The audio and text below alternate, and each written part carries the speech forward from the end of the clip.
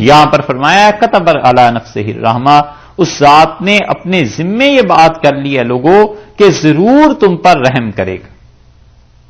اس کا جو اپنا وجود اقدس ہے اس نے اپنے لیے یہ طے کر لیا ہے کہ وہ تم پر مہربانی کرے گا. اپنے ذمے اس نے کر لیا ہے مہربانی، اس نے لکھی ہے اپنے ذمے رحمت. اور اسی لیے خدا کا کوئی غصہ ایسا نہیں ہے جس میں اس کی رحمت شامل نہ ہو. انسان کو بیماری پہنچتی ہے، اس کی طرف سے کوئی قحط کی صورتحال ہو جاتی ہے، اللہ تعالیٰ کوئی بھی معاملہ انسان کے ساتھ کرتا ہے اس میں ایک پہلو رحمت کا ضرور ہوتا ہے. کبھی اس کے گناہوں کی تخفیف، کبھی اس کی معافی، کبھی اسے وقتی طور پہ کسی مصیبت میں ڈالنا تاکہ یہ کوئی اور بڑی حرکت نہ کر دے جس کے نتیجے میں اسے اور مصیبت جھیلنی پڑے گی. ہر ایک مصیبت میں خدا کی کوئی نہ کوئی رحمت ہوتی ہے، اور اللہ کی رحمتیں ہزاروں ایسی ہیں جس میں کوئی خدا کا غصہ شامل نہیں. خدا کے ہر غصے میں اس کی رحمت شامل ہے، لیکن خدا کی ہر رحمت میں اس کا غصہ شامل نہیں. یہ اس کی رحمت کی عمومیت. اس لیے جو لوگ اللہ تعالی کا تعارف ایسے کراتے ہیں جیسے انسان سے بس ایسی دشمنی ہے کہ ادھر مرا اور ادھر انہوں نے پکڑ کے جہنم کے نچلے طبقے میں پھینک دیا، اور ایسے فرشتوں نے مارا اور یہ ہو گیا اور وہ ہو گیا. انہیں ان آیات پر غور کرنا چاہیے کہ اللہ نے اپنی رحمت کی طرف کیسے توجہ دلائی ہے، اور فرمایا کہ کتب علی نفسہ الرحمہ، اس نے اپنے ذمے کر لی ہے کہ لوگوں پر مہربانی کرے گا، رحمت کرے گا. یہ اس کی تھوڑی رحمت ہے. حدیث میں آیا ہے نبی کریم صلی اللہ علیہ وسلم نے فرمایا جہنم میں جب اس امت کے لوگ پھینکے جائیں گے تو ان پر ایک طرح سے نیند طاری کر دی جائے گی. ایک جگہ آیا جیسے بے ہوشی ہو جاتی ہے، اور حتیٰ کہ ان کی ساری سزا اس رنگ میں گزر جائے گی. یہ بھی تو خدا کی رحمتوں میں سے ہے. یہاں تک کہ رسول اللہ صلی اللہ علیہ وسلم نے فرمایا، مسلم کی روایت میں آتا ہے کہ 2 آدمی جہنم میں پھینکے جائیں گے اور وہ اتنا چیخیں گے، اتنا روئیں گے کہ جہنم والے تنگ آ جائیں گے ان کی چیخوں سے، اور انہیں کہیں گے کہ تم بھی ہمارے ساتھ ہی ہو، تم تو اتنا چیخ رہے ہو کہ ہمارے لیے تمہاری چیخ بھی عذاب ہو گئی. اور اللہ تعالیٰ فرشتوں سے کہیں گے کہ ان دونوں کو میرے سامنے لے آؤ. اور فرشتے جب پیش کریں گے تو اللہ تعالیٰ ان سے کہیں گے کہ کیا ہوا ہے، تم پہ ظلم ہوا ہے؟ وہ کہیں گے نہیں پروردگار، آپ نے عدل کیا. تو اللہ تعالیٰ فرمائیں گے پھر؟ وہ کہیں گے اللہ بات تو صحیح ہے، ہم اس کو تو مستحق ہیں جو آپ نے ہمارے ساتھ فرمایا ہے، لیکن صبر نہیں ہوتا. تو اللہ تعالیٰ فرمائیں گے ان سے کہ تم دونوں جاؤ اور اپنے آپ کو جہنم میں گرا دو اور یہ میرا حکم مانو. پھر دونوں چل پڑیں گے. اور فرمایا رسول اللہ صلی اللہ علیہ وسلم جب جہنم کے کنارے پہنچیں گے تو ایک کہے گا کہ میں نے ساری زندگی خدا کی کوئی بات نہیں مانی، اور بڑے شرم کی بات ہے کہ آج اس نے مجھے کہا ہے اور آج بھی نہ مانوں، اور وہ جہنم میں چھلانگ لگا دے گا. اور دوسرا کہے گا کہ بات تو تمہاری ٹھیک ہے، لیکن یہ کہ میں اس کی ہمت نہیں مجھ میں پڑتی، میں نہیں اپنے آپ کو گرا سکتا، اور میرے لیے اس پہ صبر کرنا دشوار ہے. تو اللہ تعالیٰ فرمائیں گے اچھا ان دونوں کو بلاؤ. تو ایک کو جہنم سے نکالیں گے، ایک کو کنارے سے پکڑ لیں گے، اور اللہ تعالیٰ دونوں سے کہیں گے کہ ہم نے تجھے تو اس لیے بخش دیا کہ تیری نظر میری قدرت پر چلی گئی کہ آج تک نہیں بات مانی اور چلو آج مان لیتے ہیں، تو تیری نظر میری قدرت کی صفت پہ تھی کہ تو اندر بھی چلا جائے تو ہم تجھے بچا سکتے ہیں. اور دوسرے کو کہا کہ تو اس لیے نہیں گیا کہ تیری نظر میری رحمت کی صفت پر چلی گئی کہ میں مہربان ہوں اور رحمت کرنے والا ہوں، دونوں کو معافی.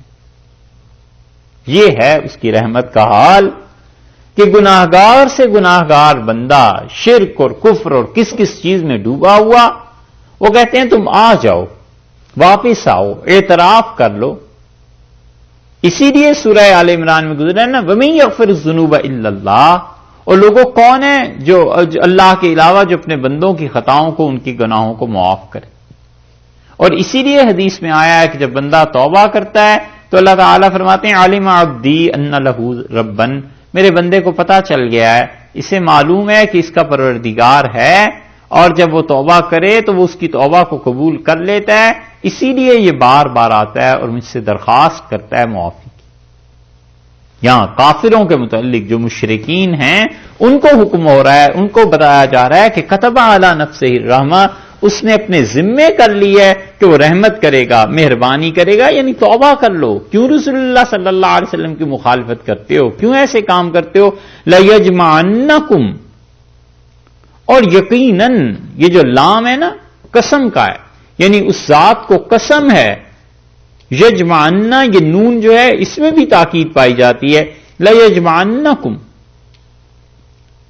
یقیناً تم کو جمع کرے گا، الی یوم القیامہ، یعنی فی یوم القیامہ، قیامت کے دن اللہ تعالی یقیناً تمہیں جمع کر لے گا، لا ریب فیہ، اس میں کوئی شک نہیں ہے اللہ کے اس جمع کرنے میں، یا یہ کہ قیامت کے دن میں کوئی شک نہیں، اللہ تمہیں ضرور جمع کر لے گا۔ الذین خسروا، اور جنہوں نے خسروا انفسہم، اپنی جان ہار دی، جنہوں نے اپنی بازی ہار دی، جو لوگ اپنے آپ کو نقصان میں لے گئے، جنہوں نے کفر کیا، فہم لا یؤمنون، بس وہی ہیں جو نہیں مانتے، باقی تو سب مانتے ہیں۔ یہ جو فا کا لفظ یہاں بڑھایا ہے، یہ قرآن پاک میں اللہ تعالیٰ نے ارشاد فرما دیا ہے، فا کا مطلب یہ ہے کہ یہ عدم ایمان نتیجہ ہے، یہ جو ایمان نہیں لا رہے یہ تمہاری اپنی غفلتوں کے نتیجے ہیں۔ کیوں تم اس بات پر غور نہیں کرتے کہ لمن ما فی السماوات والارض، آسمانوں میں اور زمین میں جو کچھ ہے یہ سب کا سب اس کا ہے۔ جتنے پیمانے ہم مقرر کر سکتے ہیں نا دنیا میں، ان میں سے ایک بہت بڑا پیمانہ ظرف ہے، جگہ ہے، آسمان، زمین، کائنات، مکان، کمرہ، یہ جگہیں ہیں نا، ان میں جو چیز بھی ہے یہ کسی جگہ ہے، خود یہ چیزیں بھی تو ایک جگہ ہیں۔ ایک پیمانہ یہ اللہ نے اس کا ذکر کر دیا کہ جو کچھ بھی اس کائنات میں پایا جاتا ہے یہ سب کا سب اللہ کا ہے، اور اللہ ایسے ہیں کہ وہ مہربانی کرتے ہیں۔ اور دیکھو قیامت کے دن یقیناً تم اس کے پاس چلے جاؤ گے، اور مت کرو ایسی حرکتیں کفر کی، اور جو لوگ ایمان نہیں لاتے یہ ان کے اپنے کرتوتوں کے نتیجے۔ دو دلائل ہو گئے، وَلَهُ مَا سَكَنَ فِي اللَّيْلِ، اور اللہ ہی کی ذات ہے۔ یہاں پر بالکل آغاز میں لہو کا جو ضمیر لائے ہیں نا، اس کا مطلب یہ ہے کہ اسی کی ذات ہے، اس کے علاوہ کوئی نہیں ہے۔ ما سکنا، اللہ ہی کی ذات ہے جو کیا کرتا ہے، نہ اسی کے لیے ہے، وَلَهُ، اسی کے لیے، اللہ ہی کی ذات ہے جس کے لیے کہ ما سکن فی اللیل، جو بستے ہیں رات میں، والنہار، اور دن میں، اسی کے لیے ہیں جو دن اور رات میں ہیں۔ ایک بات تو اس میں یہ ہے کہ ما سکن فی اللیل، جو رات کو چیزیں سکون حاصل کرتی ہیں۔ بہت کچھ لوگوں نے لکھا ہے، اور بعض مفسرین کا خیال یہ ہے کہ یہ سکون حرکت کی جو ضد ہے، حرکت کے بالکل برعکس جو چیز ہے وہ نہیں، بلکہ وہ کہتے ہیں ہر چیز کو اپنی جگہ حرکت بھی ہے اور سکون بھی ہے۔ تو اللہ تعالیٰ نے فرمایا کہ تمام چیزیں سکون جو رات کو حاصل کرتی ہیں، نیند ہے، خاموشی ہے، اس کائنات میں طاری ہو جاتی ہے، تاریکی ہے، یہ سب کی سب بھی، والنہار، اور دن میں، یہ سب چیزیں اللہ کے لیے ہیں، اللہ کی ہیں، اسی کا ہے۔ ایک بات تو ترجمے میں، دوسری بات یہ ہوئی کہ اس پہ اعتراض اصل میں یہ کرتے ہیں کہ اللہ نے فرمایا وَلَهُ مَا سَكَنَ فِي اللَّيْلِ، تمام وہ چیزیں جو رات کو سکون حاصل کرتی ہیں، وَالنَّهَارِ، اور دن میں تو کوئی سکون نہیں ہوتا۔ وہ کہتے ہیں دن میں، اس کا مطلب یہ ہوا کہ وہ جو اصطلاح ہم نے پہلے پڑھی تھی نا کہ علفتھا طبنا وماء باردا، وہ عربی کہتا ہے بدو کہ میں نے اپنی اونٹنی کو کھلایا چارہ اور ٹھنڈا پانی، تو ٹھنڈا پانی کھلایا تو نہیں جاتا، تو وہاں پر وہ کہتے ہیں کہ اس کا مطلب ہے وشربتھا ماء باردا، اور میں نے اس کو ٹھنڈا پانی پلایا۔ تو یہاں پر ایک فعل آنا چاہیے، وَلَهُ مَا سَكَنَ فِي اللَّيْلِ، اللہ ہی کے لیے ہے جو کچھ چیزیں بھی رات کو سکون حاصل کرتی ہیں، والنہار، اور دن کو تو سکون نہیں حاصل کرتی۔ پھر کیا ہونا چاہیے؟ مفسرین کہتے ہیں یہ وہ چیز ہونی چاہیے جو کہ اللہ تعالی نے بیان کی ہے سورہ فرقان میں. سورہ فرقان میں دن کے متعلق اللہ نے کیا کہا؟ 19ویں پارے میں، بالکل 19ویں پارے کے آخر پہ چلے جائیے، وہاں یہ آیا ہے.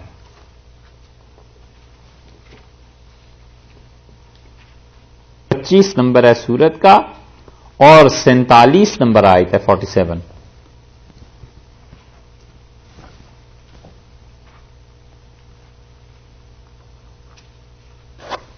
ملی؟ وَهُوَ الَّذِي، اور یہ اللہ ہی کی ذات ہے، جَعَلَ لَكُمُ اللَّيْلَ لِبَاسًا، اس نے رات کو تمہارے لیے بنا دیا ہے اوڑھنا، لباس. وَالنَّوْمَ سُبَاتًا، اور نیند کو بنا دیا ہے تمہارے لیے آرام کی چیز. وَجَعَلْنَا النَّهَارَ نُشُورًا، اور دن کو بنا دیا ہے تمہارا پھیل جانا، اٹھ کر نکل جانا. تو دن کا وظیفہ کیا ہوا؟ نشور. دن کو جو کام کرنا ہے وہ یہ ہے کہ اٹھنا ہے، پھیلنا ہے، چلنا پھرنا ہے، زمین میں جا کر اپنے اپنے کام کرنے ہیں. تو نہار کے ساتھ لفظ کیا آ گیا؟ نشور کا.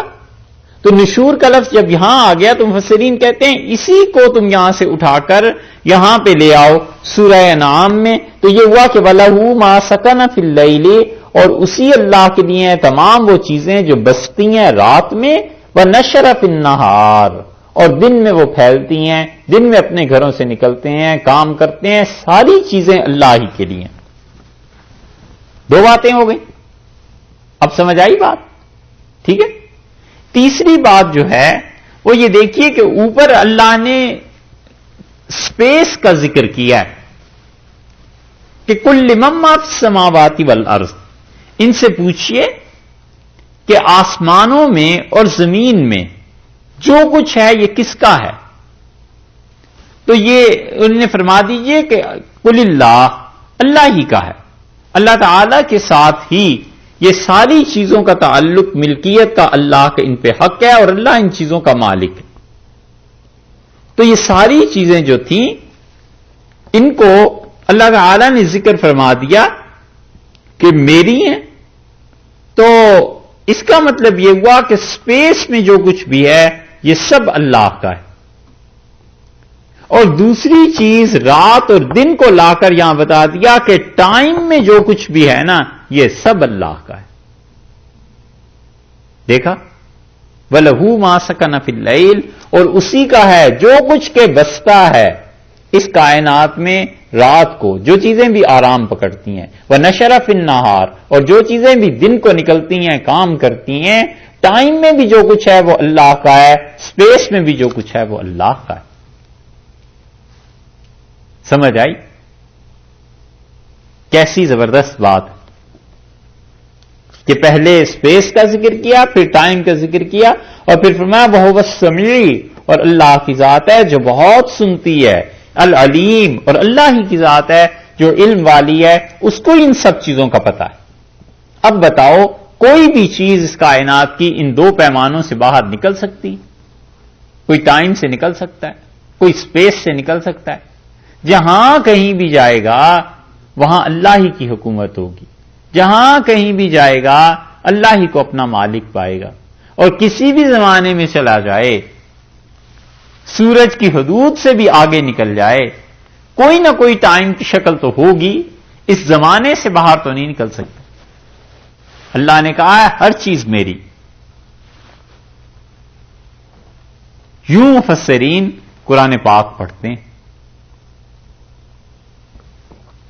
اور یوں چیزوں کو وہ ایک دوسرے کے تقابل میں دیکھتے ہیں.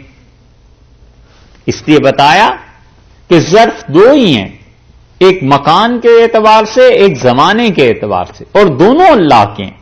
تو جب اس ذات کا ہے، سنتا بھی وہی ہے، جانتا بھی وہی ہے، تو آخر پھر تم اس کی عبادت سے کیوں کتراتے ہو؟ اس کی توحید کو کیوں نہیں مانتے؟ اسے کیوں نہیں اپنا مالک جانتے؟ کیوں نہیں اس کی وحدانیت کے قائل ہو؟ قل اغیر اللہ، یہ ہے تعلیم کا طریقہ. پہلی بات یہ کہی کہ ان مشرکین کو تعلیم کیسے دینی ہے. تو آپ ان سے کہیے کہ اغیر اللہ اتخذوا ولیا، کیا تم یہ سمجھتے ہو، قل اغیر اللہ، کیا اور کوئی اللہ کے علاوہ غیر، اتخذ ولیا، اپنا مددگار بنا لوں، اللہ کے علاوہ اللہ کو چھوڑ دوں اور اس سے مدد مانگنا میں شروع کر دوں؟ فاطر السماوات والارض، جبکہ حال یہ ہے کہ فاطر ہے وہ آسمانوں کا اور زمین کا۔ یہ جو فاطر کا لفظ لائے نا، کمال کا لفظ ہے۔ فاطر کا مطلب یہ ہے کہ بغیر مثال کے، بغیر کسی چیز کے پیدا کرنے والا۔ اور یہ صفت اللہ تعالی کی یہاں پر، یعنی اللہ نے آسمانوں کو اور زمینوں کو پیدا کیا ہے بغیر کسی چیز کے۔ نہ کوئی روح تھی، نہ کوئی مادہ تھا، اور نہ ہی کوئی ایسا ہیولا تھا۔ جتنی لاجیکل چیزیں لوگ بیان کرتے ہیں، اور خاص طور پہ ہندوؤں کے ہاں جو 3 چیزیں قدیم گنی جاتی ہیں کہ روح اور مادہ اور ایشور، یہ قدیم ہے نا، ہمیشہ سے ہیں اور ہمیشہ رہیں گے۔ اور سارے یونان کا فلسفہ، مادہ جو ہے وہ قدیم ہے، میٹر جو ہے وہ ڈسٹرائے نہیں ہوتا، یہ وہ سب کا رد اس ایک لفظ میں کر دیا ہے۔ اللہ نے فرمایا کہ فاطر السماوات والارض، وہ اللہ جس نے آسمانوں کو اور زمین کو پیدا کیا ہے بغیر کسی چیز کے، یعنی محض اپنے ارادے سے، محض ارادے سے اس کائنات کو اللہ نے پیدا کیا۔ یہ اس کے ایک ارادے کا حال ہے، اور اگر 2-4 ارادے فرما لے تو پھر کیا ہو؟ یہ اس ایک ارادے کا حال ہے کہ کروڑوں سال سے یہ زمین چل رہی ہے اور کیا کیا چیزیں ہیں اس میں۔ فرمایا ہم نے اپنے ارادے سے پیدا کیا ہے، تم اللہ کی طاقت کو معمولی سمجھتے ہو؟ اسی لیے صحابہ کرام رضی اللہ عنہ کے ذہن میں ایسی باتیں آتی تھیں، سوالات پوچھتے تھے۔ انہوں نے کہا کہ اللہ کے رسول یہ بتائیے کہ اس کائنات کے پیدا کرنے سے پہلے اللہ تعالیٰ کہاں تھے؟ تو رسول اللہ صلی اللہ علیہ وسلم نے فرمایا بادلوں کے سائے میں، اور اس کا عرش پانی پر تھا۔ اور ایک جگہ حدیث میں آیا ہے کہ تم میں سے کوئی رسی پھینکتا ہے تو وہ بھی اللہ کے عرش کے نیچے جا کر گرتی ہے۔ اتنی مشکل یہ احادیث ہیں کہ فلسفہ اور یہ چیزیں جب آدمی پڑھتا ہے تو پھر پتہ چلتا ہے کہ اچھا یہ کتنا علم اور کتنی گہری باتیں ہیں۔ اللہ نے یہاں پر ایک بات صرف فرما دی ہے کہ ان آسمانوں کو اور زمین کو اس نے پیدا کیا ہے بغیر کسی چیز کے۔ کوئی چیز نہیں تھی، نہ مادہ، نہ روح، نہ وہ چیزیں جو تم سمجھتے ہو۔ فلاسفہ عقل کے قائل ہیں، پہلی عقل ہوئی، پھر دوسری، پھر 10ویں عقل جا کے بنی۔ افلاطون کے فلسفے کو دیکھو تو وہاں تو پتہ نہیں کس کس چیز کا ذکر آتا ہے کہ یہ چیزیں تھیں، ایسے اس کائنات میں یوں تصرفات ہوئے، اس طرح کے ستارے تھے، ارواح تھیں، پھر اس طرح ان کے آپس میں دیوتاؤں کی جنگ ہوئی۔ اللہ نے فرمایا سب جھوٹ ہے، ہم نے ان آسمانوں کو اور زمین کو بغیر کسی چیز کے پیدا کیا ہے، محض اپنے ارادے سے۔ وَهُوَ يُطْعِمُ، اور اللہ کی ذات تو ایسی ہے وہ سب کو کھلاتا ہے، وَلَا يُطْعَمُ، اور اس کو کوئی نہیں کھلاتا۔ تم اس کو نہیں مانتے، اس کی توحید کے قائل نہیں ہو۔ حالانکہ حال یہ ہے کہ کائنات میں جتنے بھی ہیں یہ سب اس سے کھاتے ہیں، کوئی ایسا نہیں ہے جو اس کی مخلوق نہ ہو اور اس کا محتاج نہ ہو۔ ولا یطعم، اور اللہ کی ذات خود کچھ نہیں کھاتی، کسی کا محتاج نہیں ہے۔ اللہ تعالی کی ذات ایسی ہے کہ وہ سب کو کھلاتی ہے، خود کچھ کسی سے نہیں لیتی۔ اسی لیے یہ جو فاطر کا لفظ ہے اس کی مناسبت سے یہ چیز ارشاد فرما دی گئی، کیونکہ فطرہ انفطار، یہ کسی چیز کا پھٹ جانا، کسی چیز کا ٹکڑے ٹکڑے ہو جانا، اس معنی میں بھی استعمال ہوتا ہے. حضرت عبداللہ ابن عباس رضی اللہ عنہ خود اپنا واقعہ بیان فرماتے تھے کہ میں ایک مرتبہ اس پہ پھنس گیا اور فرماتے تھے فاطر کا ترجمہ مجھے نہیں سمجھ آ رہا تھا کہ کیا ہے. اور دو آدمی جھگڑتے ہوئے آئے اور انہوں نے کہا حضرت ہمارا فیصلہ کر دیں. تو پوچھا کیا ہے؟ اس نے کہا یہ کنواں ہے، اس پہ ہمارا جھگڑا ہے. تو اس آدمی نے کہا حضرت میں نے اسے کھودا ہے. وہ جو دوسرا تھا اس نے کہا انا فطرتھا، سب سے پہلے میں نے اسے کھودا ہے. جب اس نے فطرہ کا لفظ استعمال کیا نا کہ انا فطرتھا، ابن عباس رضی اللہ عنہ فرماتے تھے میں ہنس پڑا، میں سمجھ گیا کہ یہ جو میں پھنس گیا تھا کہ فاطر کا کیا مطلب ہے، تو اس کے مسئلے اس آدمی کے فکرے نے حل کر دیا کہ مطلب یہ کہ زمین پہ کنویں کا وجود ہی نہیں تھا، سب سے پہلا آدمی میں ہوں جس نے اسے وجود بخشا. یہ ہے فاطر. اور فطور اسی سے بنا ہے، اس کے معنی خلل پیدا ہو جانا، شگاف کا پیدا ہو جانا. قرآن پاک میں آیا ہے نا کہ تم اپنی نگاہ اٹھا کے دیکھو ہل تری من فطور، تمہیں کوئی شگاف آسمانوں میں نظر آتا ہے؟ اور اسی لیے انسان کی فطرت، وہ اسی سے فطرت اللہ التی، کہ اللہ نے انسان کی فطرت میں جو چیز ڈال دی ہے، بالکل بچے کی تازہ اور بالکل نئی فطرت اس بچے کی، اس میں اللہ نے اپنے لیے ڈال دیا ہے کہ اللہ تعالیٰ اس کا پروردگار ہے، اس کا رب ہے، اور اللہ نے اسے سکھایا. روزے کو افطار اسی لیے کہتے ہیں کہ اس میں انسان ایک طویل وقفے کے بعد پہلی کوئی چیز کھا رہا ہوتا ہے، تو ابتدا ہو گئی نا. تو اس لیے یہاں پر فرمایا بنیادی طور پر کسی چیز کو چیرنا، پھاڑ دینا. اللہ نے فرمایا آسمانوں کو اور زمینوں کو پیدا کرنے والا سب سے پہلے اسی نے اس کائنات کو پیدا کیا ہے. اللہ ہی کی ذات ہے اور کسی چیز سے پیدا نہیں کیا، محض اپنے ارادے سے. اور اس ذات کو دیکھو، وہ ہر ایک کو کھلاتا ہے، ولا یطعم، اور اللہ کی ذات خود کچھ نہیں کھاتی، کسی سے کچھ نہیں لیتا. تم اس کے باوجود اسے نہیں مانتے. قل انی امرت، آپ کہیے پھر مجھے تو اللہ نے حکم دیا ہے. یہ ہے وہ دلیل وحی کی جو تین قسم کے دلائل پڑے تھے نا، کہ کچھ عقلی ہوتے ہیں اور کچھ نقلی ہوتے ہیں اور کچھ وحی کی دلیل ہوتی ہے. اور وحی کی جو دلیل ہوتی ہے اس میں اس کو مزید سپورٹ کے لیے کسی دلیل کی ضرورت نہیں ہوتی، بلکہ اس میں تو یہ ہوتا ہے کہ اللہ نے بس وحی کی. قل انی امرت، آپ کہہ دیجئے کہ مجھے یہ حکم دیا گیا ہے، حکم ہوا ہے کہ ان اکونا، سب سے پہلے اول من اسلم، حکم اس کا مانوں، ولا تکونن من المشرکین، اور کبھی بھی آپ ان لوگوں میں سے نہ ہوں جو شرک کرنے والے. رسول اللہ صلی اللہ علیہ وسلم سے فرمایا گیا ہے کہ آپ انہیں کہہ دیجئے کہ میں سب سے پہلے اللہ کو ماننے والا ہوں. سب سے پہلے کا کیا مطلب؟ یعنی ان عربوں کے ملک میں سب سے پہلا آدمی ہوں جس نے اتنے عرصے کے بعد خدا کی توحید کی دعوت دی. یا مراد یہ ہے کہ اس ملک میں نہیں بلکہ اس قوم میں سب سے پہلا آدمی ہوں جس نے خدا کی توحید کی طرف لوگوں کو بلایا. یا یہ کہ اس زمانے میں سب سے پہلا آدمی، کچھ بھی مراد لی جا سکتی ہے. مفسرین سب کہتے ہیں کہ وہ کہتے ہیں کوئی بھی مراد لے لی جائے تو آپ یہ کہہ دیجئے کہ میں سب سے پہلا آدمی ہوں جو اللہ کا حکم مانوں، مجھے یہ حکم ہوا ہے.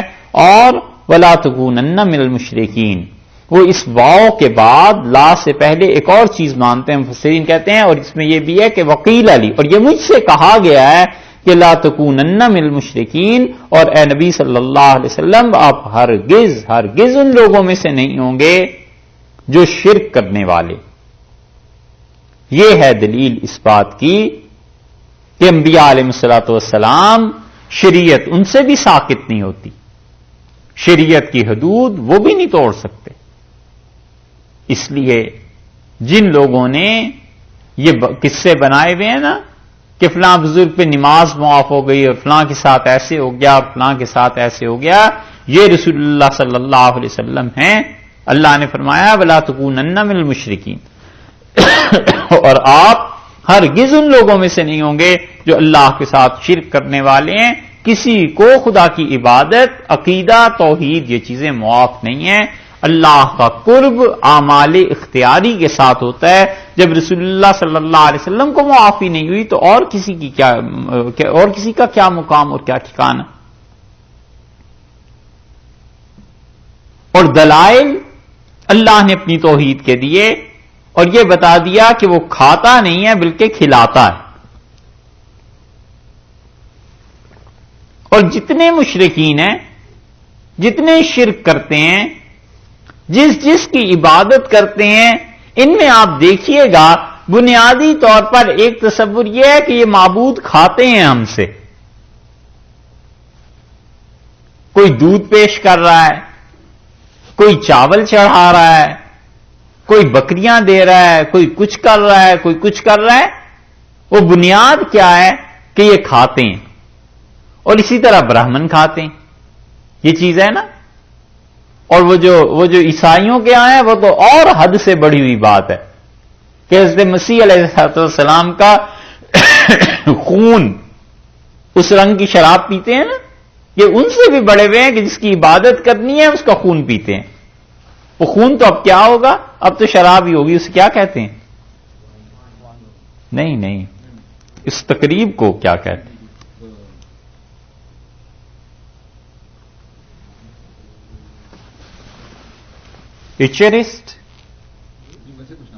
ایچرسٹ ہے شاید، کوئی ہے ایسی تقریب. ہاں، اس میں وہ شراب پیتے ہیں اور پھر پتہ نہیں گوشت کھاتے ہیں. اس کے سارے اجزاء لکھے ہوئے ہیں اور وہ ہے حضرت عیسیٰ علیہ السلام کا خون. اب خون تو ملتا نہیں، اب تو ذرا ماڈرن ہو گئے نا، تو اس کلر کی شراب ذرا آ گئی ہے. تو وہ کہتے ہیں حضرت مسیح علیہ السلام کی یاد میں ان کا یہ خون ہم پی رہے ہیں. تو یہ تو سب سے ہی بدتر ہو گئے. اللہ نے سب کی نفی کر دی اور فرمایا ہوا یطعم ولا یطعم، اللہ کی ذات کھلاتی ہے، خود کچھ نہیں کھاتی. اور جتنے تمہارے معبود ہیں یہ سب کے سب تم سے کھاتے ہیں اور تم ان کی عبادت کرو، چاہے انہیں اٹھا کر پھینک دو.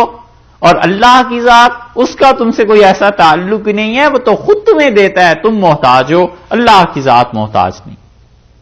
دو طریقے ہوئے تعلیم کے.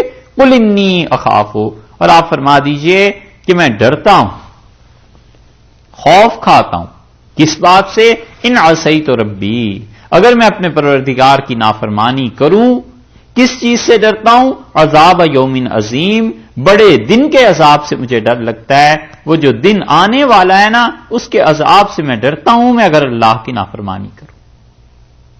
انبیاء علیہ الصلوۃ والسلام یہ تک اللہ کے خوف کے پابند ہیں اور ڈرتے ہیں خدا سے، اور گناہ کی زندگی، گناہ کے کام نہیں کرتے اور معصوم بھی ہوتے ہیں اس اعتبار سے بھی. تو اس لیے فرمایا ہے کہ آپ انہیں کہہ دیجئے کہ جو شرک تم کر رہے ہو نا خدا کے ساتھ، اللہ نے مجھے روک بھی دی ہے اور میں ڈرتا بھی ہوں اس سے.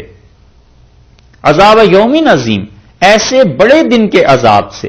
یہ دن کی صفت میں لے آئے ہیں کہ وہ دن بہت بڑا ہے. ساری کائنات کا حساب جس دن ہو رہا ہوگا اور ہر فرد و بشر اس کے سامنے پیش ہوگا، اس دن پھر کسی انسان کو کیا موقع ہے کوئی چیز چھپانے کا؟ ہر ایک کے اعمال کی جزا ملے گی. میں یصرف عنہ، اور جس آدمی سے بھی یصرف، وہ ٹلا، عنہ اس دن سے، وہ جو دن قیامت کا ہے. میں یصرف عنہ، جس سے بھی اس نے ہٹا دیا، ٹلا دیا، ٹل گیا، یوم اذن، اس دن، فقد رحمہ، اس پر اس نے رحم کیا. اللہ نے وہ دن جس کا اچھا کر دیا نا، مطلب اس کا یہ ہے فقد رحمہ، اللہ نے اس پہ بڑا ہی احسان کیا، بڑی مہربانی ہوئی جس کا وہ دن اچھائی سے گزر گیا اور وہ نجات پا گیا. دیکھا قیامت کا ذکر آ گیا نا. اس لیے جتنی مکی صورتیں ہیں بنیادی طور پر مضمون ہی ان کے دو ہیں، یا اللہ کی توحید اور یا قیامت، کہ قیامت میں کیا ہوگا. اس لیے فرماتے ہیں کہ وہ دن جس سے ٹلا اس کو سمجھو فقد رحمہ، اللہ نے اس پہ بڑی مہربانی کی. وذالک، اور یہ چیز یہی ہے، الفوز المبین، مراد کا ملنا اور بڑی مراد کا ملنا.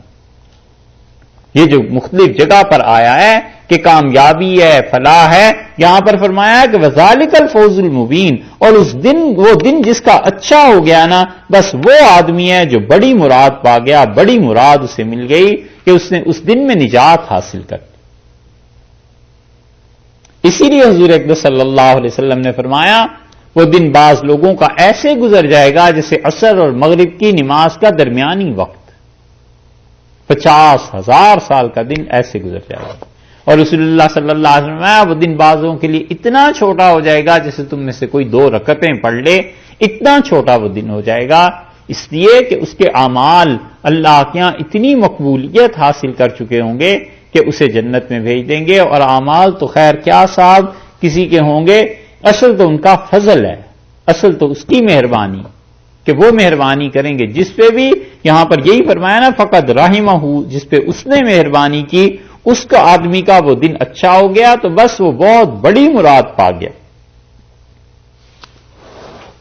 اس توحید کے مسئلے پر یہ چوتھی دلیل دی ہے اور فرماتے ہیں وَإِن يَمْسَسْكَ اللَّهُ بِضُرٍّ، اور دیکھیے اگر پہنچائے اللہ تعالی کوئی سختی کی چیز. حضور اکرم صلی اللہ علیہ وسلم سے فرما رہے ہیں کہ اگر اللہ تعالی آپ کو کوئی سختی کی چیز پہنچا دے، کوئی دنیاوی طور پر زخم آ جائے، بیماری آ جائے، اولاد میں سے کسی کا انتقال ہو جائے، فلا کاشف لہ، تو اس سختی کو کوئی ہٹانے والا نہیں ہے الا ہو، سوائے اس کے. اللہ کی ذات کے علاوہ اس سختی کو کوئی دور نہیں کر سکتا. اور وَإِن يَمْسَسْكَ بِخَيْرٍ، اور اگر اللہ آپ کو خیر دینا چاہے تو پھر آگے اس کی جزا نہیں بتائی. یہ بتا دیا ہے کہ اگر اللہ تعالیٰ کوئی سخت حالات بھیجنا چاہے تو انہیں ہٹانے والا اللہ کے علاوہ کوئی نہیں، اور اگر اللہ خیر دینا چاہے تو پھر فَهُوَ عَلَى كُلِّ شَيْءٍ قَدِيرٌ، وہ ہر چیز پر قدرت رکھتا ہے. تو یہ ہر چیز پر قدرت رکھتا ہے تو یہ تو دونوں کے متعلق ہو گیا نا، کہ تکلیف کو دور کرنے پہ بھی اور خیر کو پہنچانے میں بھی دونوں پہ قدرت رکھتا ہے. لیکن ہوگا کیا اِن یمسسک بخیر، اگر خیر آپ کو پہنچے تو اس کے بعد اس کی جزا یہاں پر نہیں بیان کی. اس بات کو دیکھنا ہے نا تو دیکھیے سورہ یونس کو، 11ویں پارے میں سورہ یونس ہے، وہاں اللہ نے یہ بات بیان کی ہے. سورہ یونس 10ویں سورت ہے، 11واں پارہ ہے، اور اس کی آیت نمبر 107 ہے جہاں تقریباً سورت پوری ہو رہی ہے. یہ چیزیں ہیں یاد رکھنے اور کرنے کی کہ قرآن ایک آیت کو کہیں آدھا بیان کر دیتا ہے پھر چھوڑ دیتا ہے، پھر دوسری جگہ جا کر پتہ چلتا ہے کہ اچھا یہ بات وہاں بھی آئی تھی. اب ان دونوں آیات کو ذرا آپ نظر میں رکھیے گا. وَإِن يَمْسَسْكَ اللَّهُ بِضُرٍّ، اور اللہ اگر آپ کو کوئی سختی کی چیز پہنچائے، کچھ تکلیف، فَلَا كَاشِفَ لَهُ إِلَّا هُوَ، تو کوئی اس سختی کو ہٹانے والا نہیں ہے مگر اللہ ہی کی ذات. یہی چیز یہاں پڑی تھی، وَإِن يَمْسَسْكَ اللَّهُ بِضُرٍّ فَلَا كَاشِفَ لَهُ إِلَّا هُوَ. ٹھیک یہی الفاظ ہیں نا دونوں جگہ پہ. سورہ انعام میں آپ دیکھیں گے 17 نمبر آیت میں وہاں بھی یہی شروع ہو رہا ہے. یہاں پر سورہ یونس میں 11ویں پارے میں دیکھ لیجئے 107 نمبر آیت میں ٹھیک یہی الفاظ ہیں، وَإِن يَمْسَسْكَ اللَّهُ بِضُرٍّ فَلَا كَاشِفَ لَهُ إِلَّا هُوَ وَإِن يُرِدْكَ بِخَيْرٍ، اور اگر اللہ ارادہ فرمائے آپ کے ساتھ خیر کا، یہ سورہ یونس ہے، فَلَا رَادَّ لِفَضْلِهِ، تو کوئی ہے ہی نہیں جو اللہ کو اس کے فضل سے ہٹا سکے. فَلَا رَادَّ لِفَضْلِهِ، تو کوئی اس کے فضل کو ہٹانے والا ہے ہی نہیں اس دنیا میں. کون ہے جو اس کے فضل کو آپ سے ہٹا سکتا ہے؟ وہاں بات آدھی ہو گئی نا، وَإِن يَمْسَسْكَ بِخَيْرٍ، اور اگر اللہ آپ کو خیر دے تو پھر آگے کچھ نہیں تھا. یہ آ گئی بات فَلَا رَادَّ لِفَضْلِهِ فَلَا رَادَّ لِخَيْرِهِ، اور اللہ کی اس خیر کو کیا مجال ہے کوئی ہٹا سکے. یہ چیز یہاں پوری ہو گئی، جزا یہاں پہ ذکر کر دی.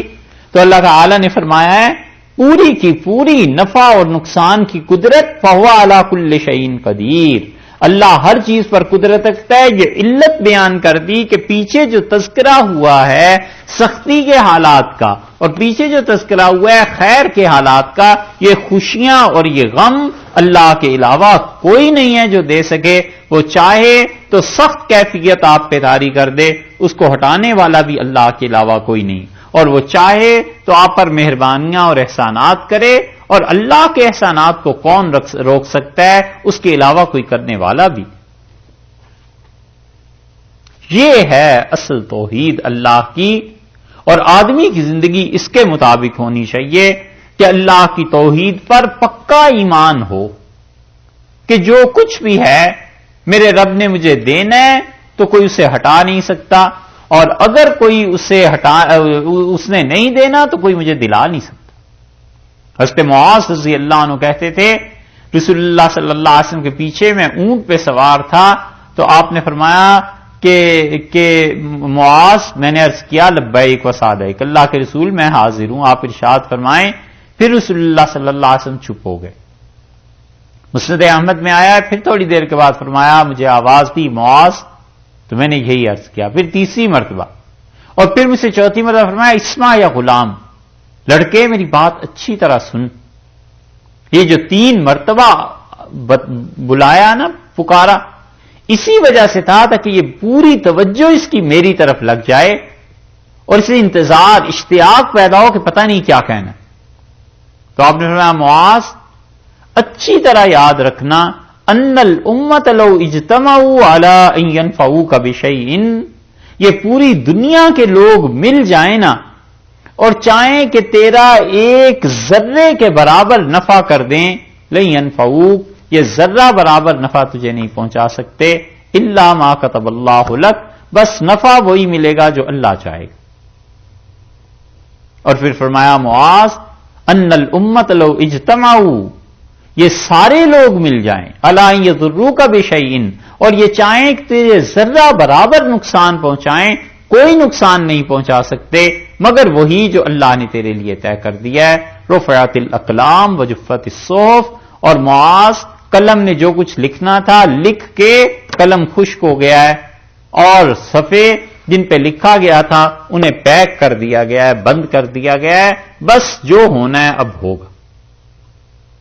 اللہ پہ ایسی توحید کی ضرورت ہے کہ اپنا کل نفع اور نقصان اللہ کے ساتھ جوڑ لے، اور جو بھی اللہ کی طرف سے ایسے حالات پیش آتے ہیں جن میں انسان کا اپنا کوئی اختیار نہیں ہے،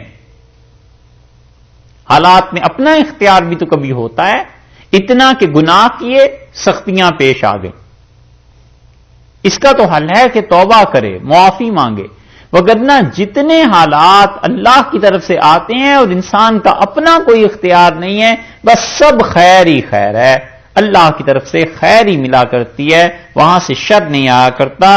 ان چیزوں کو صبر کرے اور تسلیم کر لے بس۔ اور اللہ کی یہ توحید جب پکی ہو جاتی ہے، لوگوں سے شکایات مٹ جاتی ہیں۔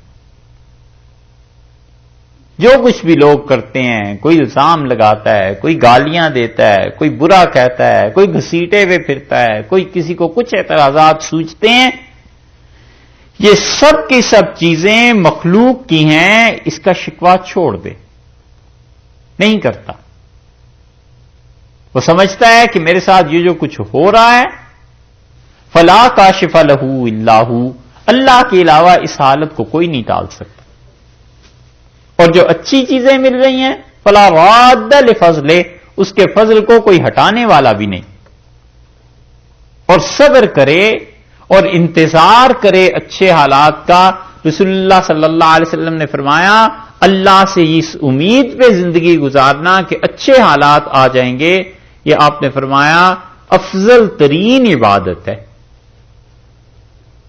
سب سے اچھی عبادت ایک جگہ فرمایا ہے ترمذی کی روایت میں کہ آپ نے فرمایا تم میں سے کوئی آدمی اللہ سے اچھے حالات کی امید رکھے کہ اچھے حالات آ جائیں گے، اچھے دن آ جائیں گے، یہ صبر کے ساتھ وقت گزارے، فرمایا یہ انتظار عبادت ہے، اور بالکل مایوس ہو جائے لوگوں سے، ان کے ہاتھ میں جو کچھ ہے خیر اور شر سب سے نگاہ ہٹا کے اپنے آپ کو اللہ کے حوالے کر. تفویض چاہیے، ہر وقت تجویز نہ کرتا رہے. تجویز ہوتا ہے یہ ہو جائے، یہ ہو جائے، یہ ہو جائے، یہ ہو جائے.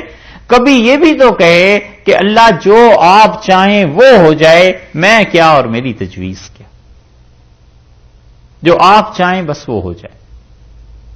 یہ ہے وہ چیز. اللہ نے کہا ہے کہ اگر ہم آپ کے لیے کوئی فیصلہ کر دیں، یمسسک اللہ بضر، اللہ کوئی فیصلہ کر دے سختی آپ کے لیے، فلا کاشف لہ الا ہو، تو کوئی نہیں ہے جو اس سختی کو ہٹا سکے بجز اللہ کے. وَإِن يَمْسَسْكَ بِخَيْرٍ، اور اللہ اگر بھلائی کا فیصلہ کر لے تو اللہ کے اس فضل کو کوئی ٹالنے والا ہے؟ حضور اقدس صلی اللہ علیہ وسلم جب کھڑے ہوتے تھے رکوع سے تو یہ پڑھتے تھے کہ سمع اللہ لمن حمدہ، جس نے اللہ کی تعریف کی اللہ نے اس کی حمد و ثنا کو سن لیا. جو بندہ بھی خدا کی تعریف کرتا ہے اللہ اس کی تعریف کو سن لیتا ہے. اور پھر رسول اللہ صلی اللہ علیہ وسلم فرماتے تھے اس کے بعد اللہ کی بارگاہ میں یوں عرض کرتے تھے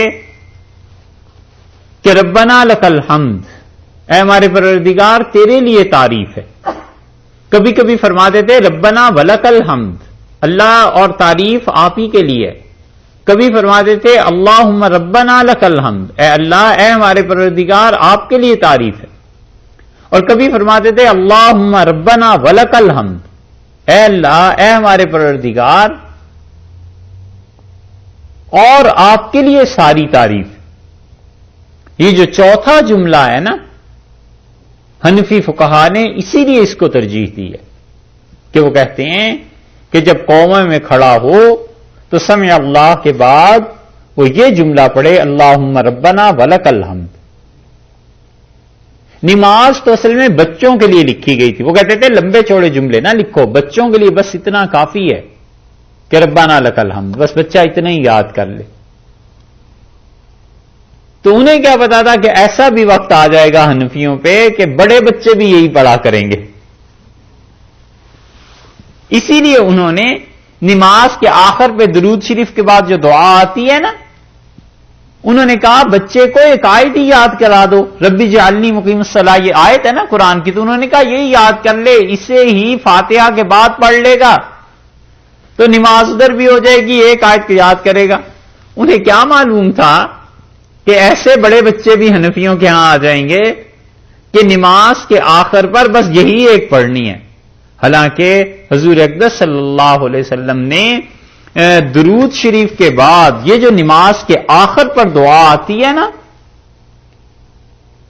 بہت دعائیں اپنے پاس سے سکھائیں. حضرت بکر رضی اللہ عنہ نے پوچھا تو انہیں فرمایا یہ پڑھا کرو رب انی ظلمت نفسی ظلما کثیرا، یہ ساری دعا سکھا دی. حضرت معاذ رضی اللہ عنہ کو سکھایا تو انہیں کہا یہ پڑھا کرو اللہم اعنی علی ذکرک و شکرک و حسن عبادتک. یہ دعائیں جو حدیث میں آئی ہیں یہ دعائیں یاد کرنی چاہیے. یہ تھوڑا ہی ہے کہ بچپن میں ایک مرتبہ نماز سیکھ لی تو بس اب اس کے بعد ان کپڑوں کو نہیں اتارنا جو 10 سال میں ماں نے پہنا دیے تھے، چاہے جسم جتنا بھی بڑا ہو جائے. یعنی عقل، معاش، حالات کیسے تبدیل ہو جائیں، مگر دین بس اتنا ہی رہنا چاہیے، اس سے زیادہ نہیں سیکھنا. حنفی فقہا کہتے ہیں سب سے افضل جملہ یہ ہے کہ یہ کہے کہ اللہم ربنا ولک الحمد. آپ نے ان جملوں کی ترتیب دیکھی، ہمارے ہاں لوگ پڑھتے ہیں ربنا لک الحمد، حرمین شریفین میں چلے جائیں تو وہاں پڑھتے ہیں نا ربنا ولک الحمد واو کے اضافے کے ساتھ. حنفیہ نے اس سے بھی زیادہ لکھا، وہ کہتے ہیں یہ پڑھے اللہم ربنا ولک الحمد. اور رسول اللہ صلی اللہ علیہ وسلم جو دعا اس کے ساتھ مانگتے تھے یہ آئی ہے ابو داؤد کی روایت میں، اور جگہ بھی حمدن کثیرن طیبا مبارکن فی. اور یہ آیا ابو داؤد میں کہ رسول اللہ صلی اللہ علیہ وسلم یہ بھی عرض کرتے تھے اللہ کی بارگاہ میں کہ اللہم لا مانع لما آتیت، اللہ کوئی روکنے والا نہیں ہے ان چیزوں کے لیے جو آپ مہربانی مجھ پر فرمائیں. مکمل اپنے آپ کو اللہ کے حوالے کر دے، پھر جا کر خدا کی توحید کہیں کھلتی ہے جب تک مخلوق کے چکر میں پڑا رہتا ہے نا بندہ خوار ہوتا ہے. اللہ پہ چھوڑے. حضرت موسیٰ علیہ السلام کو دیکھا ہے سارے جہان سے بالکل قطع تعلق ہو گیا. ایک آدمی بھاگتا ہوا آیا اور اس نے آگے کہا کہ ان الملا یاتمرون بک. وہ سردار کونسل ساری بیٹھ گئی ہے شورا اور وہ مشورہ کر رہے ہیں کہ کل جو تم نے ایک آدمی کو مار دیا تھا آج تمہیں قتل کر دیں. فخرج انی لک من الناصحین. نکل جاؤ اس شہر سے موسیٰ، میں تمہارا دوست ہوں، اچھا مشورہ تمہیں دے رہا ہوں، نکلو جلدی کرو. اللہ نے فرمایا فخرج منہا خائف. اور موسیٰ وہاں سے نکلے علیہ الصلوۃ والسلام خوف کی حالت میں، اور مڑ کے نہیں دیکھا پیچھے کیا ہو رہا ہے. اور جب پہنچے تو وہاں کنویں پر لڑکیاں پانی پلا رہی تھیں اور ایک طرف بیٹھی ہوئی تھیں اور باقی لوگ پانی پلا رہے تھے. انہوں نے کہا کہ تم لڑکیوں کیوں ایسے بیٹھی ہوئی ہو؟ انہوں نے کہا اس لیے کہ حتی یصدر الرعاء، یہاں تک کہ یہ بھیڑ چھٹ جائے پھر اس کے بعد ہم پانی پلائیں گے. انہوں نے لوگوں کو ہٹایا، ان کے جانوروں کو پانی پلا دیا، یہ چلی گئیں. اور اللہ نے فرمایا تولا، سب سے ہٹ کے درخت کے نیچے آ کے بیٹھ گئے اور کہتے ہیں رب انی لما انزلت الی من خیر فقیر. اے میرے پروردگار جو بھی اب آپ میرے ساتھ کریں، جو بھی مہربانی کریں، میں فقیر ہوں، محتاج ہوں آپ کے سامنے. یہ ہے اپنے آپ کو اللہ کے حوالے کر دینا. اور اس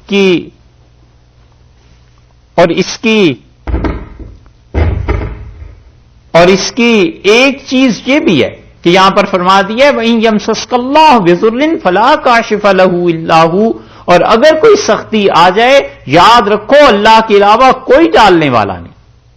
اور یہ وہ ابو داؤد کی روایت ہے کہ رسول اللہ صلی اللہ علیہ وسلم عرض کرتے تھے اللہم لا مانع لما آتیت. اللہ جو چیز آپ عنایت فرمانا چاہیں، جو مہربانی آپ کرنا چاہیں، کوئی اس کو روک نہیں سکتا. ولا معطی لما منعتا. اور اللہ جو آپ نہ دینا چاہیں کوئی نہیں دے سکتا. جس چیز کے لیے آپ پابندی لگا دیں وہ چیز مجھ تک بالکل نہیں پہنچ سکتی. ایک روایت میں آتا ہے ولا راد لما قضیت. اور اللہ جو آپ فیصلہ کر دیں کوئی اس فیصلے کو نہیں مجھ سے پھیر سکتا.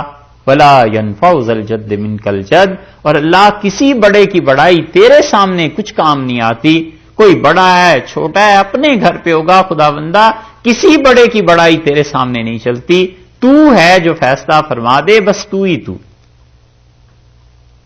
اتنی پکی توحید جب آدمی کی ہوتی ہے اور اپنے آپ کو اللہ کے در پہ پہنچ کے سپرد اور حوالے اس کے کر دیتا ہے تب اللہ کی راہ کھلتی ہے. اللہ نے فرمایا ان یمسسک اللہ بضر فلا کاشف لہ الا ہو.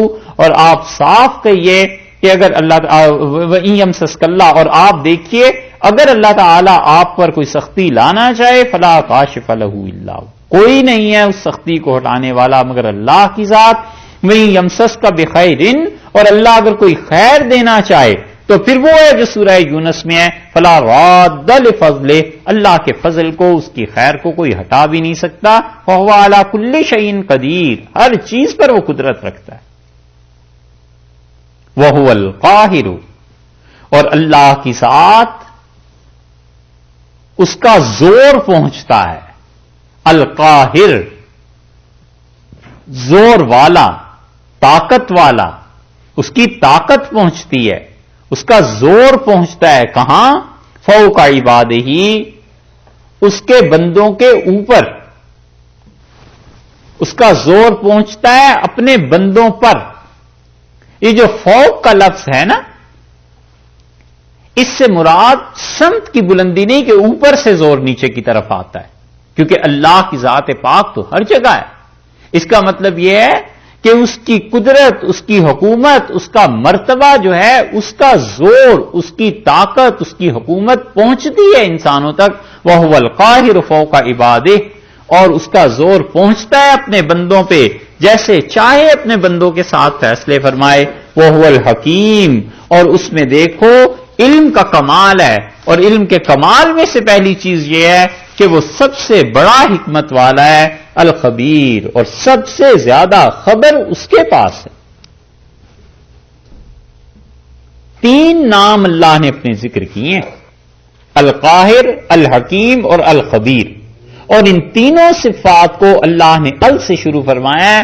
اس کا مطلب یہ ہے کہ پہلے نام میں القاہر اللہ نے بتا دیا ہے کہ کمال کی قدرت بس اسے حاصل ہے اور اس کے علاوہ کسی کو قدرت حاصل نہیں، اور 2 نام باقی الحکیم اور الخبیر ان کو لا کر بتا دیا ہے کہ بس وہی ہے جس کا علم کمال کا ہے، اس کی خبر کمال کی ہے، اس کی حکمت کمال کی ہے۔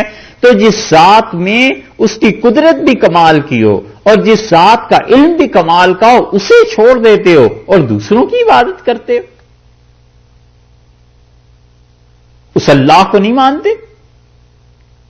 کل آپ پوچھئے ان سے، آپ کہیے ایو شیء اکبر و شہادہ، کس کی بڑی گواہی ہے؟ گواہی سب سے بڑھ کر کس کی ہے؟ قل اللہ، اور کہیے اللہ گواہ ہے۔ یہ جو اللہ کا اس میں گرامی ہے نا اللہ تعالی کی ذات پاک کا، یہ شے کے بدل میں استعمال ہو رہا ہے۔ دیکھا؟ آپ اس آیت کو سمجھیے گا۔ قل ایو شیء، ان سے کہیے کہ ان سے پوچھئے کہ گواہی سب اکبر و شہادتن، کس کی گواہی ہے سب سے بڑی؟ قل اللہ، اللہ کی گواہی ہے۔ تو شے کا یہ جو ہے لفظ یہ اللہ کے مقابلے میں استعمال ہوا کہ کس کی گواہی ہے سب سے بڑی؟ اللہ کی گواہی ہے۔ اس لیے اگرچہ مفسرین کہتے ہیں کہ اللہ تعالی پر شے کے لفظ کا اطلاق جائز ہے، اصول کی بات پہلے تھوڑی سی سمجھیے پھر اس بات پہ آتے ہیں۔ دیکھو اللہ کی ذات کی جتنے بھی نام ہیں اللہ کی ذات کے، ان میں سے ایک نام تو ہے اللہ، ایک نام بعض حضرات کے نزدیک اور ہے رحمان، کیونکہ اللہ نے فرمایا قل ادعوا اللہ او ادعوا الرحمان، تم اللہ کہو یا رحمان کہو، تم اسی کی ذات کو پکارتے ہو۔ زیادہ سے زیادہ یہ 2 نام ہو گئے اللہ کے ذاتی، باقی ہیں صفاتی نام، الرحمن بڑا مہربان، الرحیم الکریم، جتنے بھی نام ہیں اللہ تعالی کے صفاتی نام ہیں۔ تو کیا اللہ کے صفاتی نام بنانا خود سے اپنے پاس سے کسی کے لیے جائز ہے یا نہیں؟ تو محققین جتنے ہیں اور حنفی فقہا وہ اسے حرام قرار دیتے ہیں۔ وہ کہتے ہیں کوئی بھی آدمی اپنے پاس سے اللہ کا کوئی صفاتی نام نہیں بنا سکتا۔ مثلا کوئی آدمی اللہ تعالی کے لیے اپنے پاس سے کوئی خاص صفت ہے اور اس کا نام وہ دے دیتا ہے، مثلا وہ کہتا ہے اللہ ذہین ہے، الیاذ باللہ، یہ کہنا درست نہیں ہوگا، کیونکہ ذہین واقعی ذہن سے تعلق رکھتی ہے چیز، اللہ تعالی کے ہاں ایسی حکمتیں ہیں، چیزیں ہیں، لیکن یہ اپنے پاس سے ذہین کا نام اللہ کو دے رہا ہے، نہیں دے سکتا۔ اتنی احتیاط کی ہے کہ وہ کہتے ہیں اگر حدیث میں یہ آ گیا ہے کہ اللہ طبیب ہے تو یہ تو کہہ سکتا ہے، لیکن یہ نہیں کہہ سکتا کہ اللہ ڈاکٹر ہے۔ بس ٹھیک جتنا کتاب و سنت میں اللہ کے نام صفات میں آئے ہیں اتنے ہی اس کے علاوہ بندہ اپنے پاس سے اتنا بھی نہیں کر سکتا کہ اللہ کے کسی نام کو اس کے ہم معنی چیز میں تبدیل کر دے۔ مثلا اللہ تعالی حکمت والا ہے، حکیم ہے۔ اب کوئی کہے کہ اگر میں اللہ کے نام کو یوں کروں کہ اللہ دانش مند ہے، حکیم ہے، تو اس کا ترجمہ کر لوں دانش مند سے، وہ کہتے ہیں نہ کرے، کیونکہ اللہ کے نام اس کی ذات کی طرح مخصوص ہو گئے ہیں، بندے کے عقل کو کوئی مجال نہیں ہے اس میں۔ تو اسی لیے اس پہ اختلاف ہوا ہے کہ اللہ کے لیے شے کا لفظ استعمال کرنا یا شخص کا لفظ استعمال کرنا کہ اللہ ایسا شخص ہے، یہ جائز ہے یا نہیں۔ امام بخاری رحمۃ اللہ علیہ نے کتاب التوحید جو اپنی لائے ہیں نا، اس میں امام بخاری رحمۃ اللہ علیہ کہتے ہیں ایک حدیث لے آئے ہیں جس سے پتا چلتا ہے کہ اللہ کے لیے شخص کا لفظ استعمال کرنا جائز ہے. جیسے ہم کہتے ہیں کہ اس شخص نے مجھ سے یہ کہا، وہ شخص تو ایسا ہے. ایسے ہی یہ کہنا کہ اللہ تعالیٰ ایسا شخص ہے، یہ جائز ہے. امام بخاری رحمۃ اللہ اس پہ حدیث لے آئے. اور شے کا لفظ یہاں پر آیا ہے نا، قل ای شیء اکبر شہادہ، ان سے پوچھئے کون ہے جو گواہی میں جس کی گواہی سب سے زیادہ بڑی گواہی ہے. قل اللہ، کہ یہ اللہ کی گواہی. تو وہ کہتے ہیں شے کے بدل میں اللہ کا نام استعمال ہوا ہے، اللہ کا لفظ، اس لیے اللہ پہ شے کے لفظ کا اطلاق جائز ہے. اور اشاعرہ کہتے ہیں کہ ہر شے موجود ہے، ہر چیز کوئی بھی دنیا کی وہ موجود ہے، اور جو موجود ہے وہ چیز ہے. ہر شے موجود ہے اور جو موجود ہے وہ شے. تو کہتے ہیں اللہ کی ذات بھی موجود ہے اور وہ شے کا اطلاق بھی اس پہ جائز ہے، کیونکہ یہاں شے اور اللہ ایک دوسرے کے مقابلے میں آئے ہیں. ہے تو یہ بات درست، محققین نے بھی یہی لکھا ہے اور یہی چیز ٹھیک ہے. لیکن بعض حضرات کہتے ہیں کہ یہاں پر چونکہ اللہ تعالی کے لیے یہ لفظ آیا ہے نا، اس لیے اس کا ترجمہ چیز سے کرنا مناسب نہیں. تو پھر یوں ترجمہ کر لیا جائے کہ گواہی سب سے بڑھ کر کس کی ہے. اور اگر یہ ترجمہ کیا جائے کہ کس چیز کی ہے تو بھی ٹھیک ہے، تو بھی ٹھیک ہے، کوئی حرج نہیں ہے. یہ جو بادشاہ تھے دہلی کے، کون؟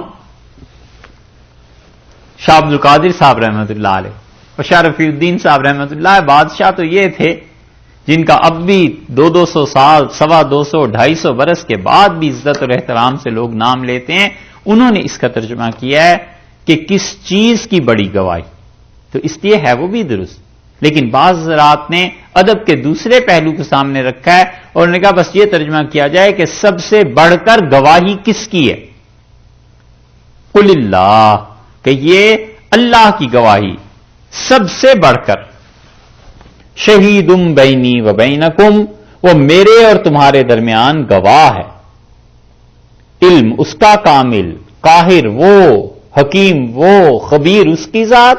شہید بینی و بینکم، ایک ترجمہ تو یہ ہوا کہ وہ گواہ ہے میرے اور تمہارے درمیان، اور ایک ترجمہ یہ کیا گیا ہے کہ قل اللہ شہید بینی و بینکم، کہ یہ اللہ گواہ میرے اور تمہارے درمیان.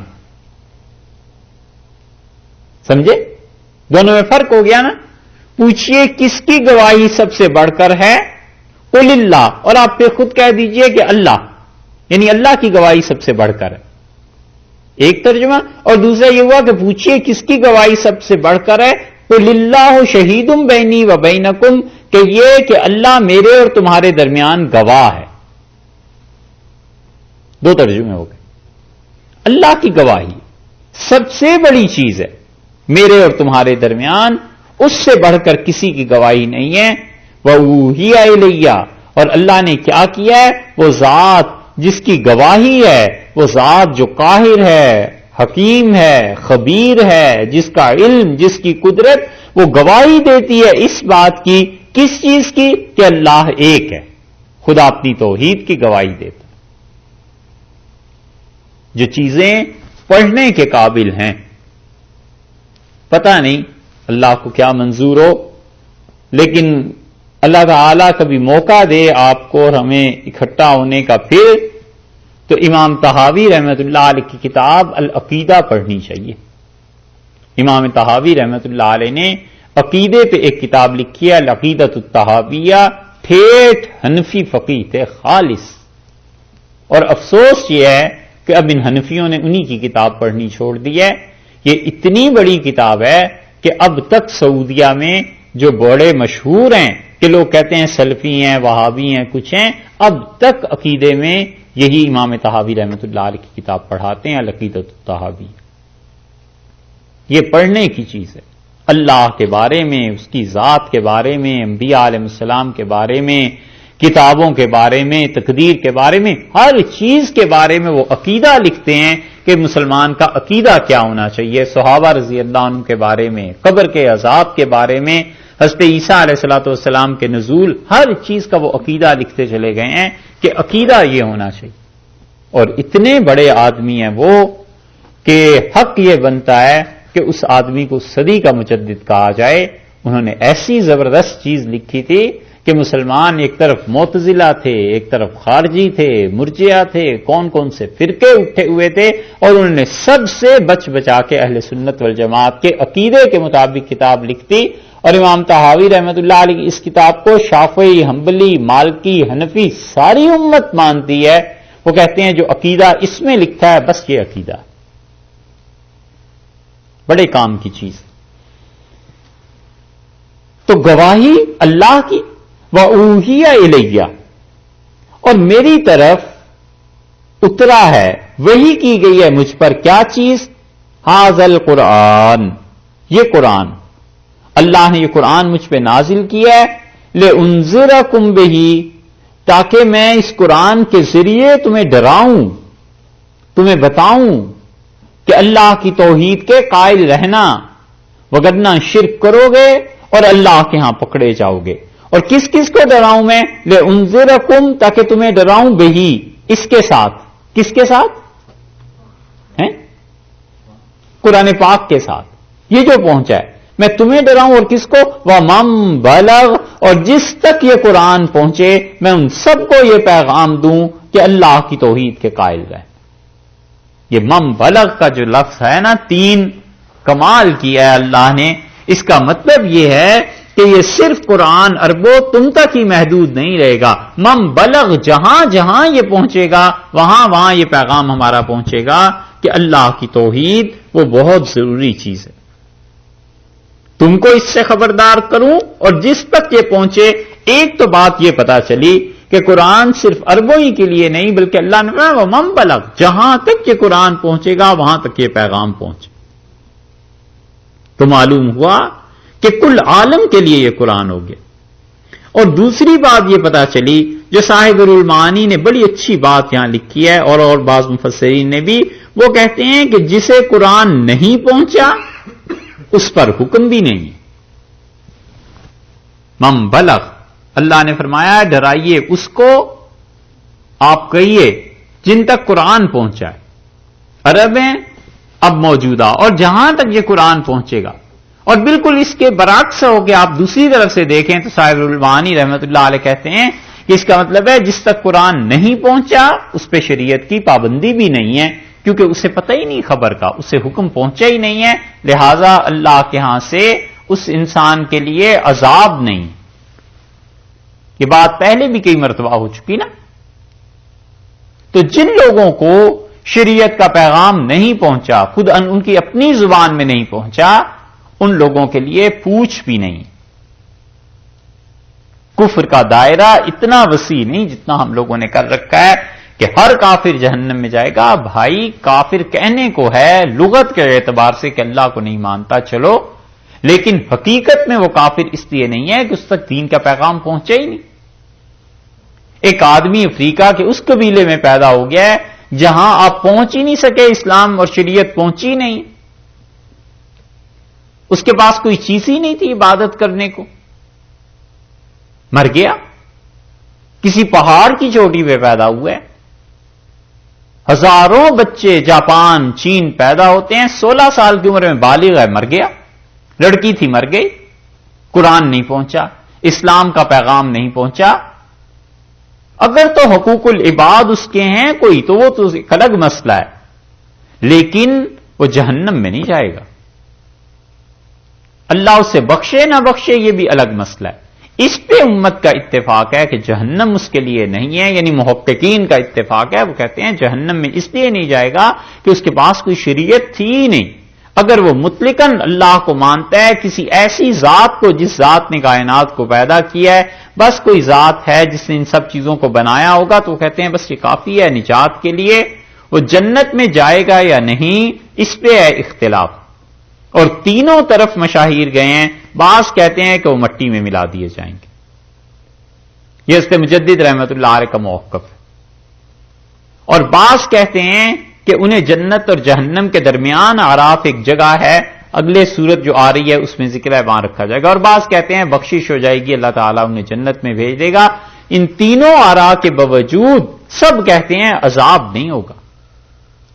اس لیے جس کافر تک یہ قرآن نہیں پہنچا نا, اللہ نے فرمایا وَأُوحِیَ إِلَيَّ هَٰذَا الْقُرْآنُ, اور اللہ نے مجھے کیا چیز دی ہے, یہ قرآن دیا ہے, یہ میری طرف وحی کی گئی ہے, اور میں تاکہ اس قرآن کے ذریعے کیا کروں, لِأُنذِرَكُم بِهِ وَمَن بَلَغَ, اور جس تک یہ قرآن پہنچے اسے خبردار کروں, اور جب اب تم میرے سامنے ہو مکہ والوں میں تمہیں خبردار کروں.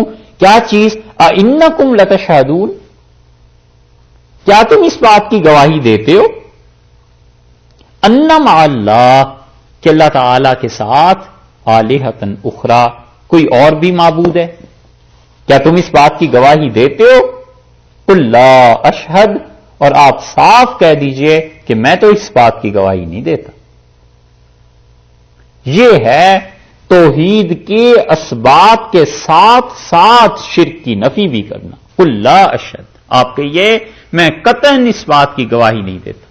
میں تو گواہی کس چیز کی دیتا ہوں؟ قل, آپ فرما دیجئے انما ہوا الہ واحد, کہ اللہ کی ذات بس وہ اکیلی ہے.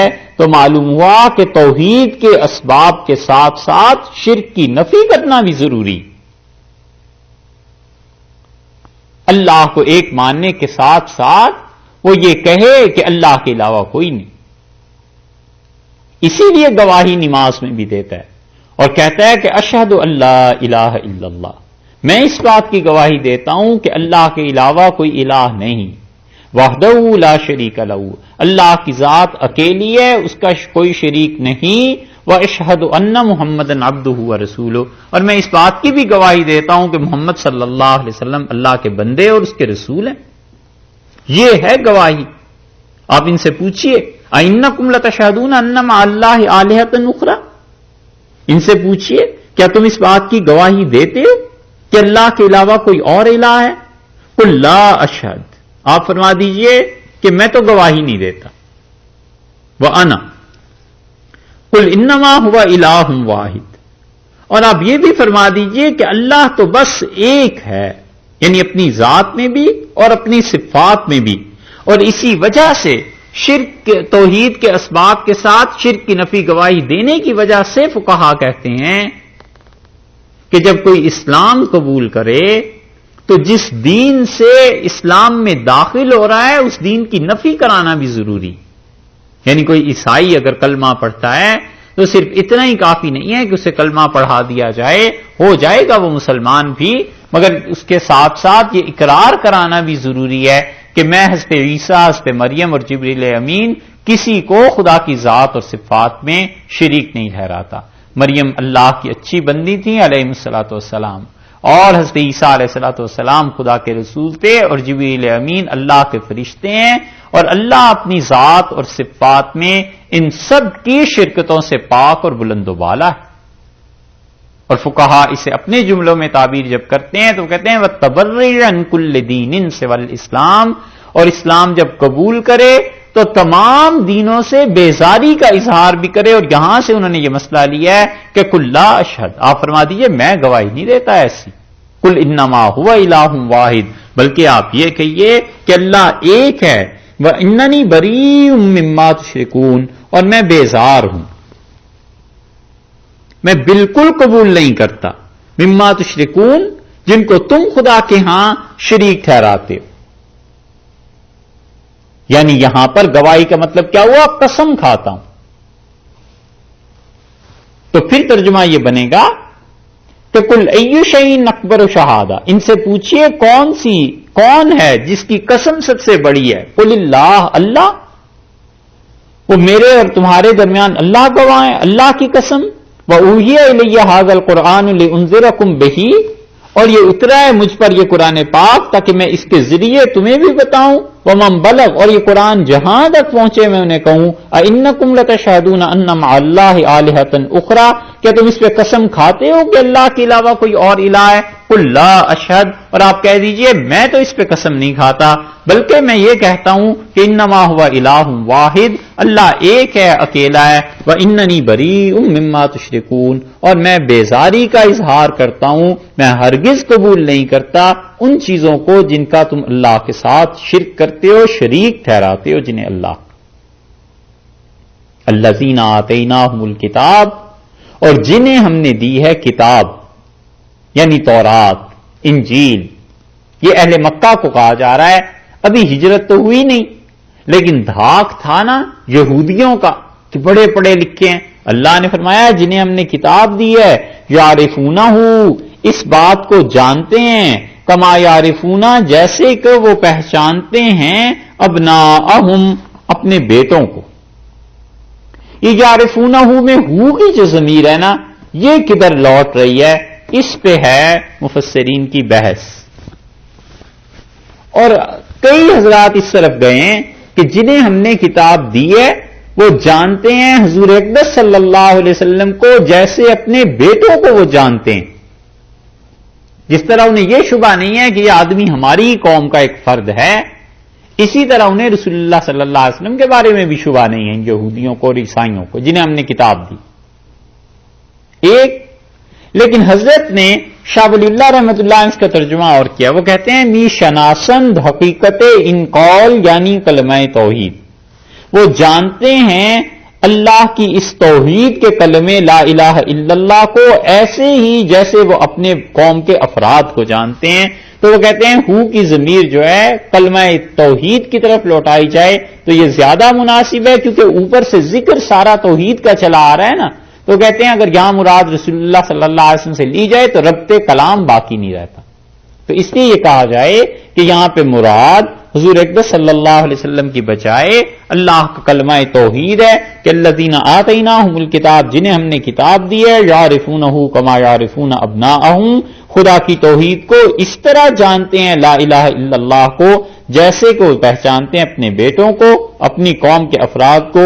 الذین خسروا انفسہم، اور جنہوں نے ہار دی اپنی زندگی کی بازی، جو ہار گئے ہیں، فہم لا یؤمنون، وہ وہی ہیں جو نہیں مانتے۔ جو لوگ نہیں مانتے خسارے میں وہ لوگ چلے گئے اللہ کی توحید کے جو منکر ہیں یعنی مشرک ہیں۔ کچھ دیر